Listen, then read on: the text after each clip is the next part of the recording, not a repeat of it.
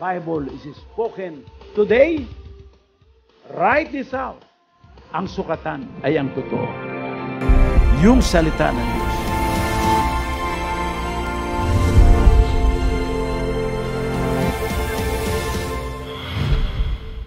Isang mapagpalang araw po ang aming bati sa inyong lahat, sa aming pong mga masugid na taga-subaybay dito po sa programang Oras ng Katotohanan.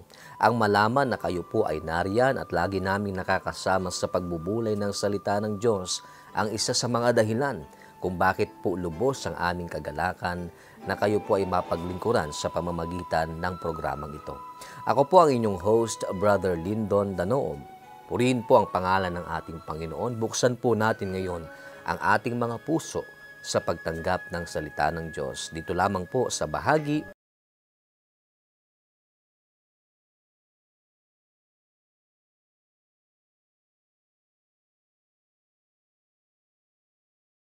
Kakataong ito ay ating papaksain ang kahalagahan ng tamang paglilingkod sa Diyos. Kahalagahan ng tamang pagsamba sa Diyos. Sa banal na kasulatan ay itinuturo kung gaano kahalaga ang katuruan. Sa nakaraang episode natin ay ating binanggit ang kahalagahan ng mga sugo. Sila nagtuturo ng mga daan ng Panginoon. At dito naman ngayon sa tamang paglilingkod.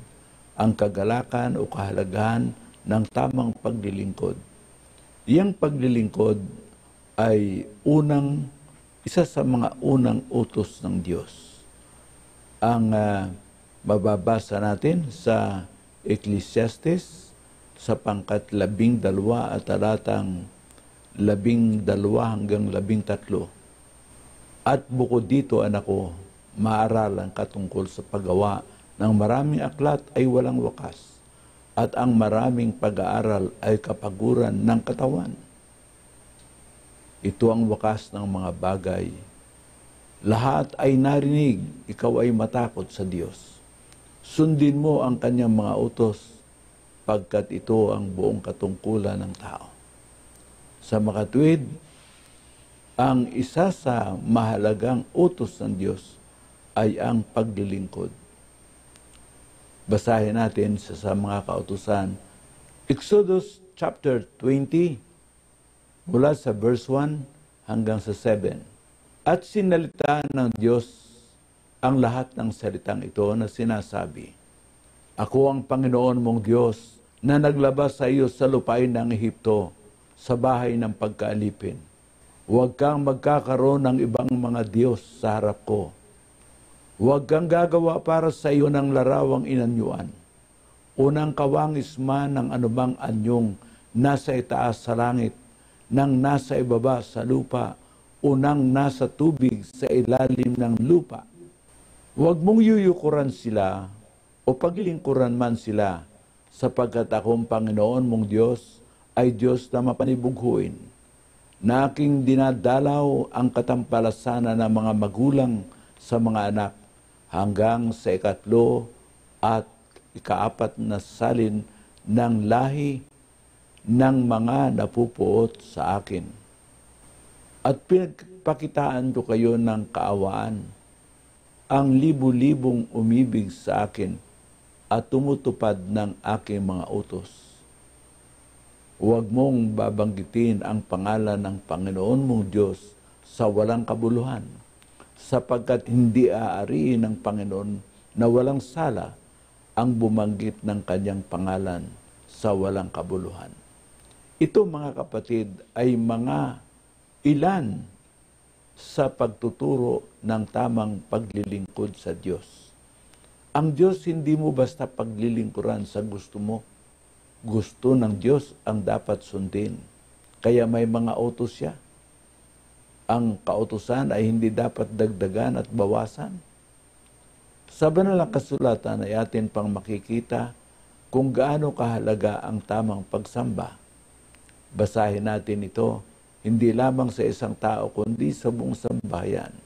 Basahin natin sa Deuteronomy 7, at ang talata ay 5-7. Kundi ganito ang iyong gagawin sa kanila. Iyong igigiba ang kanilang mga dambana at iyong pagpuputol-putulin ang kanilang mga haligi na pinakaalaala at inyong ibubuwal ang kanilang mga asera at inyong susunugin sa apoy ang kanilang mga larawang inanyuan. Sapagkat ikaw ay isang banal na bayan sa Panginoon mong Diyos. Pinili ka ng Panginoon mong Diyos upang maging bayan sa kanyang sariling pag-aari na higit sa lahat ng mga bayan sa ibabaw ng balat ng lupa. Hindi kayo inibig ng Panginoon, ni pinili kayo dahil sa kayo marami, sa bilang kaysa alinmang mga bayan, sapagkat kayo ang pinakamaliit sa lahat ng mga bayan. Ito ang utos ng Panginoon.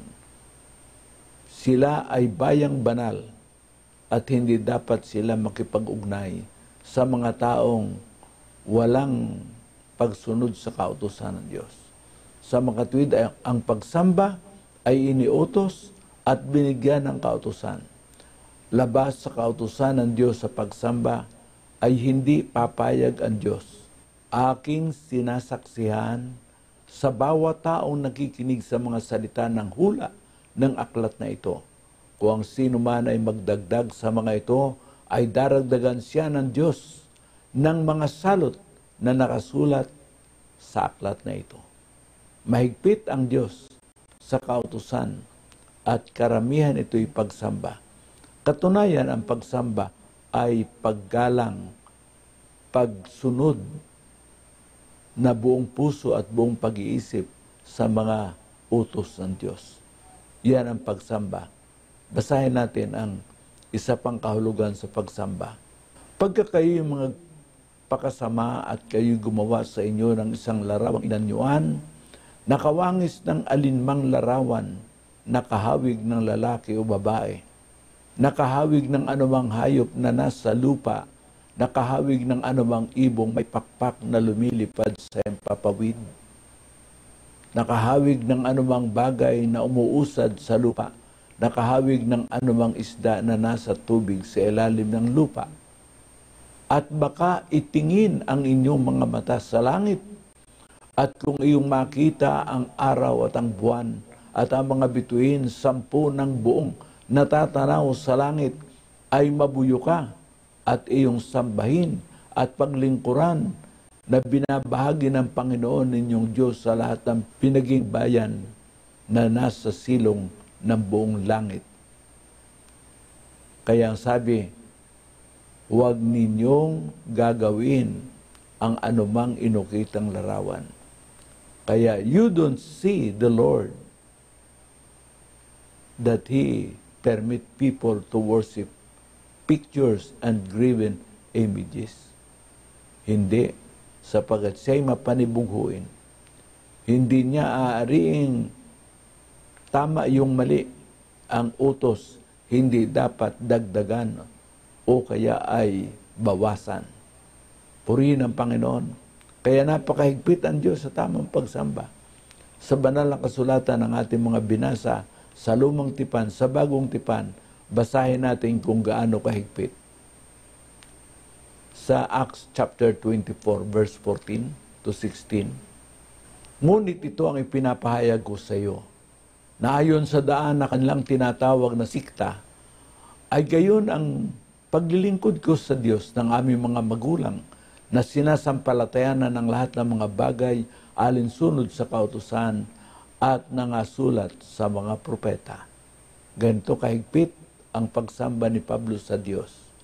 Hindi siya sumasamba sa ayon sa kaugalian o sa kanyang mga minanang kaugalian na hindi tama.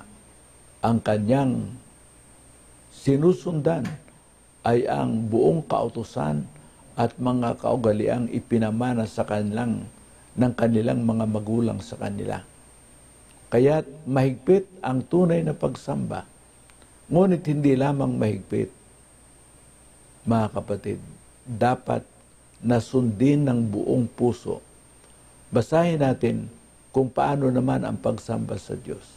Paano ang pagsamba sa Diyos? May larawan ba? Sa ating mga binasa, wala. Meron bang mga bagay na nauukol sa likha ng Diyos na mga bituin, halimbawa, unang araw sa langit?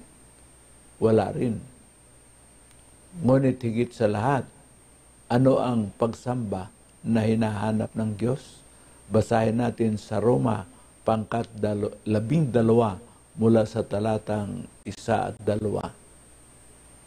Kaya nga mga kapatid, ipinamamahay ko sa inyo, alang-alang sa kahabagan ng Diyos, na inyong iharap ang inyong mga katawan na isang haing buhay, banal, kaaya-aya sa Diyos, na siya niyong katampatang pagsamba.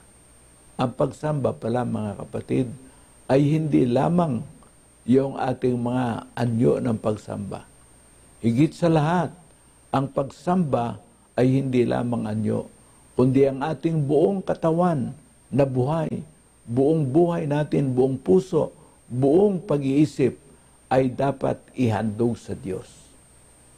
Na ang ibig sabihin, ano man ang ginagawa mo ng iyong isip, meron kang tinatawag na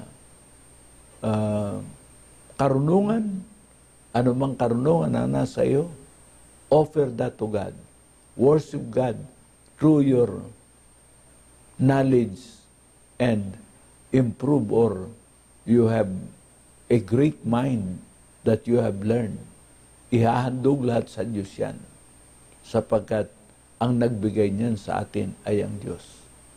Kaya ang sabi, huwag ninyong ihandog ang alinman sa mga inukitang larawan na inyong ginagawang Diyos.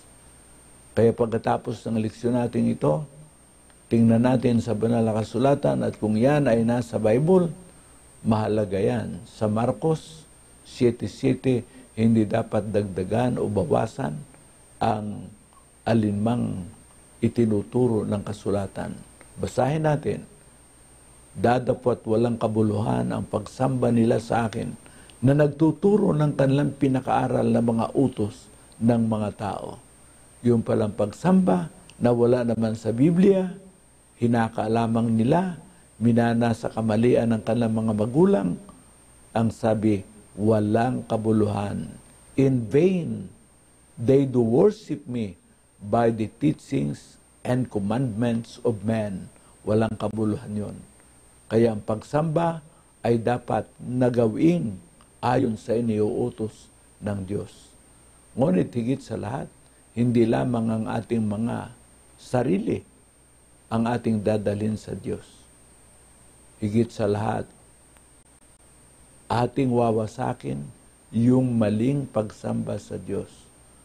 Basahin natin ang utos ulit sa Deuteronomio pangkat 7 at talatang 5. Kundi ganito ang iyong gagawin sa kanila, iyong gigiba ang kanilang mga dambana at iyong pagpuputol-putulin ang kanilang mga haligi na pinakaalala, at iyong ibubuwal ang kanilang mga sira at iyong susunugin sa apoy ang kanilang mga larawang inanyuan. Ba mahirap gawin yan? Bakit? You are destroying another's property? Hindi mo dapat gawin yun sa iyong kapwa. Iba na ngayon, meron tayong religious toleration, pero sa Diyos, nananatili ang kanyang kautusan. Ano ang iyong gagawin sa kanilang mga larawan? Alisin mo sa kanilang puso yung mga larawan. Pag wala na sa puso ang kanilang paniwala sa larawan, hindi na nila sasambahin yun. Kaya dapat ipatutuo natin ang salita ng Diyos. Let us teach, let us preach, let us witness for God's Word.